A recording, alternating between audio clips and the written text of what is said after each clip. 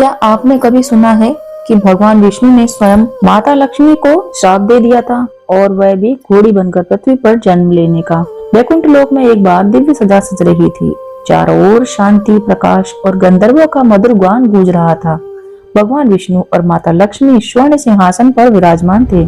उसी समय देवलोक में एक चर्चा होने लगी कि समुद्र मंथन से निकला एक दिव्य अश्व अपनी अलौकिक आभा के साथ देवलोक में प्रकट हुआ था।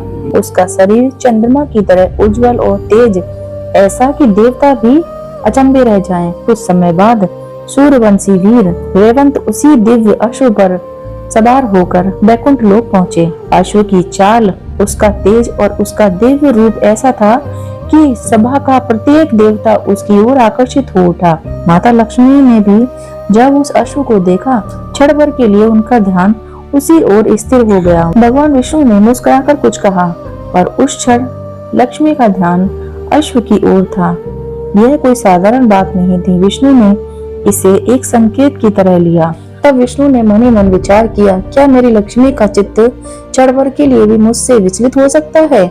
सभा शांत हो गई। विष्णु ने गंभीर स्वर में कहा, यदि तुम्हारा मन इस अश्व के भाव में इतना जुड़ गया है तो तुम्हें उसी रूप का अनुभव करना होगा। यह वचन शाप जैसा था, पर इसमें सच्चा छुपी थी। लक्ष्मी ने तुरंत अपने सिर पर हाथ रखा और कहा, प्रभु, मेरा मन आपसे अलग नहीं हो सकता। यदि यह परीक्षा है तो मैं उसे स्वीकार करती हूँ। विष्णु ने कहा, यह दंड नहीं, अनुभव है।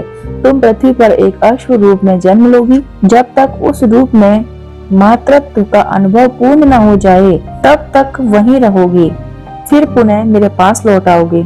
समय बीतता गया। पृथ्वी पर एक दिव्य अश्विनी का जन्म हुआ। उसकी आंखों में करुणा और तेज दोनों थे। कोई नहीं जानता था कि ये स्वयं श्री लक्ष्मी है। वह वन में विचरती, पर भीतर से वैकुंठ का स्मरण करती। उन्होंने मन ही मन शिव का ध्यान किया, वर्षों तक तपस्या की। वन में ऋषि मुनि अश्विनी के तेज को देखकर आश्चर्य करते। एक दिन आकाशवाणी हुई, तुम्हारी साधना पूर्ण हुई। उसी क्षण एक दिव्य अश्व प्रकट हुआ और वह कोई नहीं था, स्वयं विष्णु थे, जिन्होंने लीला के लिए अश्व रूप धारण किया था। दोनों के संयोग से एक तेजस्वी बालक का जन्म हुआ। जन्म के साथ ही लक्ष्मी और विष्णु अपने दिव्य स्वरूप में प्रकट हुए।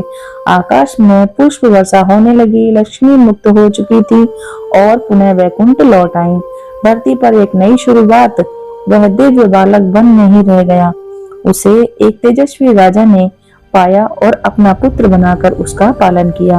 वह बालक बड़ा होकर धर्म, पराक्रम और दानशीलता का प्रतीक बना।